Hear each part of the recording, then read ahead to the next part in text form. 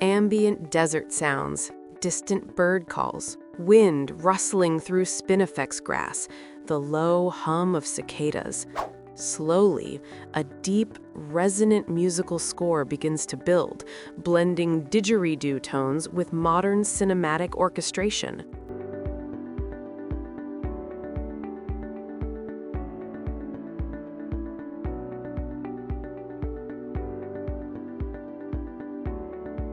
There exists a place on this planet where humanity has not conquered nature. A continent so vast, so hostile, so magnificently indifferent to our presence, that after more than 60,000 years of human habitation, 90% of its population still clings to the edges, afraid to venture too far inland. This is Australia, the driest inhabited continent on Earth, the oldest landscape still standing, and perhaps the last place where nature remains the undisputed ruler. While Europe was being carved into kingdoms and Asia's dynasties rose and fell, this ancient land simply endured, shaped not by human hands, but by forces far older and far more powerful: fire, drought, isolation, and time itself. Australia is home to 21 of the world's 25 most venomous snakes. Its spiders have killed more people than sharks and crocodiles combined. Its jellyfish can stop a human heart in minutes. Its plants have evolved toxins that can blind, burn, and paralyze. Even the adorable koala, munching peacefully in a eucalyptus tree, feeds on leaves so toxic that almost no other creature on Earth can digest them. This is not a land that welcomes you. This is a land that tests you, challenges you, and reminds you with every step that you are not the dominant species here. You are a guest, and nature decides whether you leave alive.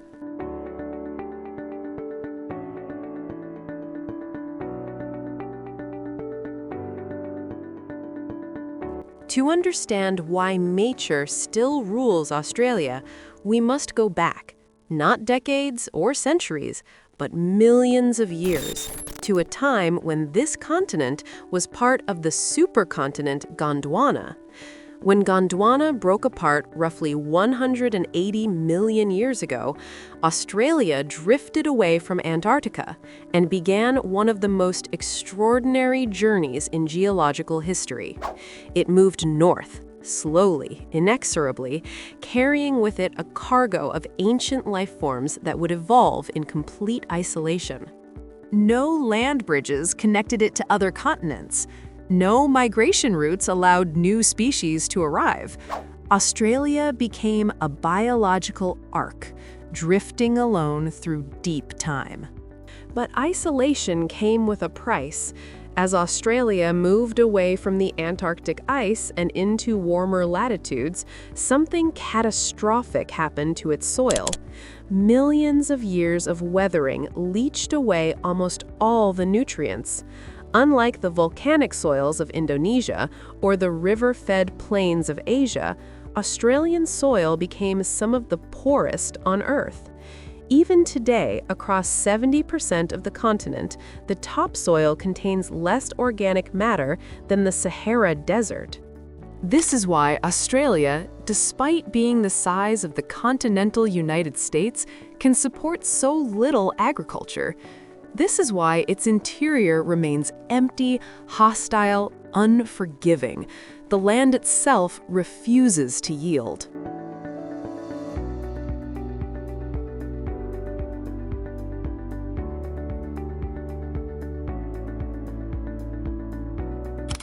People often ask me why Australia looks the way it does, why it's so flat, so dry, so red.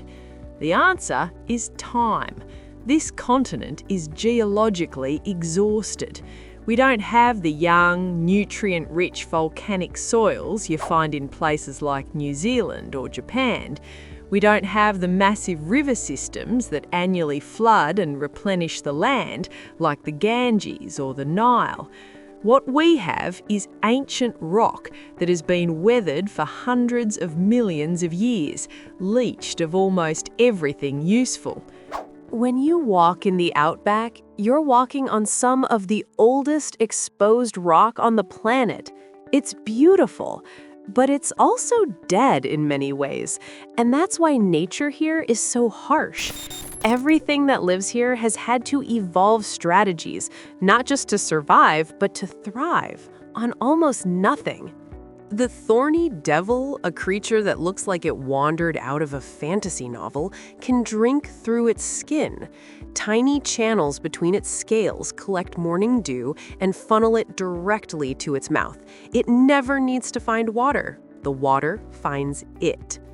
This is the kind of innovation that evolution produces when nature refuses to compromise. When the land gives you nothing, you learn to extract everything from what little exists. The megafauna extinction. 65,000 years ago, the first humans arrived in Australia. They came from Southeast Asia, crossing treacherous ocean waters in primitive boats, reaching a land unlike anything their ancestors had ever seen. They found a continent ruled by megafauna, giant versions of animals that still exist today. Kangaroos the size of horses, wombats as large as small cars, a flightless bird called Geniornis that stood 7 feet tall, the marsupial lion, Thylacoleo, a predator with the strongest bite force relative to body size of any mammal that has ever lived. These creatures had evolved over millions of years without any major predators. They were not prepared for the ingenuity of human hunters. Within 10,000 years of human arrival, every Australian land animal weighing more than 100 pounds went extinct. Gone. Forever. Scientists debate the exact cause. Was it hunting? Climate change? Fire stick farming altering the landscape? Likely it was all three. A perfect storm of environmental pressure that these ancient giants could not withstand. But here's what's remarkable. The Aboriginal people didn't just wipe out the megafauna and move on. They learned. They adapted. They developed what may be the most sophisticated system of land management in human history, a practice that would shape Australia for the next 60,000 years and teach them to live in balance with a land that forgives no mistakes. Our people have been using fire to care for country for thousands and thousands of years. Not big, hot fires like the bushfires you see on the news. Those are destruction fires. We use cool burns early in the season when the grass is still a little green. Europeans came here and thought the land was natural, untouched wilderness. They didn't understand that every part of it had been carefully managed by our people for millennia. When they stopped the burning, that's when the real catastrophic fires began. The Black Summer fires were the worst in recorded Australian history. They burned an area larger than the entire United Kingdom. The smoke plumes circled the globe. Ecologists estimate that 3 billion individual animals died. Not 3 billion organisms, but 3 billion vertebrate animals, mammals, birds, reptiles. The number is so staggering that the human mind struggles to comprehend it. And yet, in the aftermath, Aboriginal fire management experts were finally invited to the table. Government officials who had ignored traditional knowledge for 2 centuries suddenly wanted to learn the techniques that had prevented such catastrophes for 60,000 years. Nature had delivered a brutal lesson. You cannot control this continent. You can only work with it, or it will destroy you. The venomous kingdom. Meet the inland taipan, the most venomous snake on Earth. A single bite contains enough venom to kill 100 adult humans. It hunts in the burning heart of Australia's interior, in temperatures that would kill most other creatures, ambushing rats in their burrows with strikes so fast they're almost invisible to the human eye. And yet, despite its terrifying potency, this snake has never killed a human, not once in recorded history. Why? Because it lives so far from civilization that almost no one ever encounters it. This is the paradox of Australia's deadly creatures. They're everywhere, and yet they're nowhere. They exist in a parallel world, a natural kingdom that humans observe but never truly enter. Told the lady at the counter of a convenience store that I'd been bitten, and then promptly puked all over the entire store, basically. Why have you survived all of the 20, is it 26? Well, it was 26 at the time of the writing of the book, but then I was trying some new sea snake gloves last year, and a sea snake that was tangled up in a net got through the gloves, but it had used up all its venom chewing on the net, so that one sort of counts, so I'd technically be 27. Let's look at the science though, because the science of venoms is fascinating.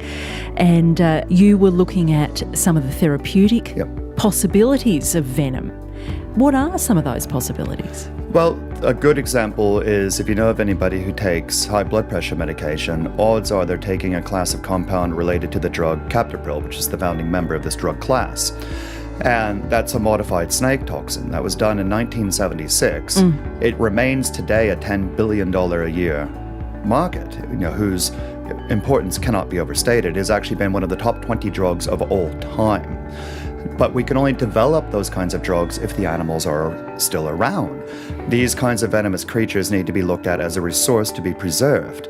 Like when I have my students, they'll ask me, what can we do to get people to understand the value of conservation? I always say, your weakest argument is to talk about how beautiful or wonderful creature X, Y, or Z is. That they are not. No one's going to appreciate this who doesn't already think that way. You're preaching to the choir. Australia is the global epicenter of venom evolution. We have more venomous species per capita than anywhere else on Earth. And the reason is competition. When you have poor soil, scarce water, and extreme temperatures, evolution favors efficiency. Venom is the ultimate efficient weapon. It's metabolically cheap to produce, devastatingly effective, and requires minimal energy expenditure from the predator. A snake doesn't have to wrestle its prey to the ground. It just bites, waits, and lets chemistry do the work. This is nature's version of asymmetric warfare, small creatures defeating much larger ones through sheer biochemical sophistication. The box jellyfish is nearly invisible in water. It has 24 eyes arranged in clusters, giving it better vision than almost any other jellyfish species. It doesn't drift passively with the current. It actively hunts, pursuing fish with surprising speed and precision. When its tentacles touch skin, thousands of microscopic harpoons called nematocysts fire simultaneously, injecting one of the most agonizing venoms in the animal kingdom. Victims describe it as being branded with hot iron while simultaneously experiencing electrical shocks. The pain is so intense that some people go into shock and drown before the venom even takes full effect. The Great Barrier Reef. If the outback is Australia's harshest face, the Great Barrier Reef is its most beautiful. Stretching more than 1,400 miles along the Queensland coast, it's the largest living structure on Earth, so vast it's visible from space. Over 600 types of coral create an underwater city that houses thousands of species found nowhere else on the planet. This is nature at its most creative, its most abundant, its most delicate. And it's dying. Since 1985, the Great Barrier Reef has experienced 5 mass bleaching events. Each time, warming ocean temperatures stress the coral, causing them to expel the symbiotic algae that give them color and provide them food. Without the algae, the coral turns white and begins to starve. If temperatures drop quickly enough, recovery is possible. But if the heat persists, the coral dies. And coral reefs don't regrow in decades, they regrow in centuries. We are watching something that took 10,000 years to build die in real time, within a single human lifespan. The reef is the canary in the coal mine for climate change. It's showing us what happens when ocean temperatures rise just 1 or 2 degrees. People often think that sounds insignificant. What's 2 degrees? But for coral, which exists in a very narrow temperature range, 2 degrees is the difference between life and death. And the reef isn't dying in isolation. When coral dies, the fish that depend on it disappear. The turtles that feed on jellyfish have fewer places to shelter. The sharks that patrol the reef lose their hunting grounds. An entire ecosystem collapses, link by link. And Australia, which earns billions of dollars from reef tourism, watches helplessly as its greatest natural asset crumbles. But even in the face of collapse, nature fights back. Scientists have discovered supercorals, individuals that survived bleaching events and appeared to have genetic adaptations that allow them to withstand higher temperatures. Marine biologists are now cultivating these resilient strains in underwater nurseries, hoping to replant them across damaged areas. The outback heart. 5 million square kilometers. That's the size of Australia's interior, a space larger than all of Western Europe, yet home to fewer than 200,000 people. This is the true outback, the place where nature's rule is absolute and unchallenged. No amount of technology, no degree of human ingenuity has managed to tame this land. It simply refuses. In summer, temperatures here regularly exceed 50 degrees Celsius, 122 Fahrenheit. The sand becomes so hot it can burn through boot soles. Water evaporates from open containers within hours. Shade offers no relief because the air itself is an oven. And yet, life persists.